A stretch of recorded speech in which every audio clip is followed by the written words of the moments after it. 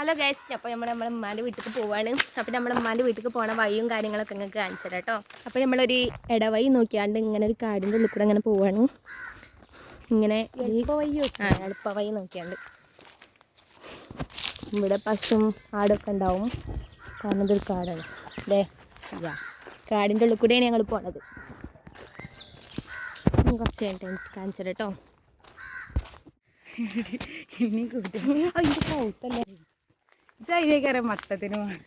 അപ്പോൾ ഞങ്ങൾ ഉമ്മാൻ്റെ വീട്ടിലേക്ക് പോവാൻ കേട്ടോ ഗൈസ്. അപ്പോൾ ഇതിൽ കൂടെ അങ്ങനെ കാട്ടിൽ കൂടെ ഒക്കെ കയറിയിട്ടാണ് നമ്മൾ ഉമ്മാൻ്റെ വീട്ടിലേക്ക് പോകണ ഗൈസ്. അപ്പോൾ ഞങ്ങൾ വഴി കാണിച്ചു കേട്ടോ.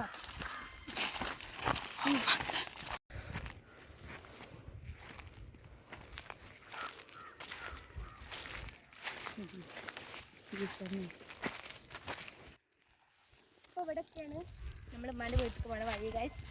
അപ്പോൾ നമുക്ക് ഇവിടെ ഒന്ന് കാണിച്ചു കൊടുക്കാം.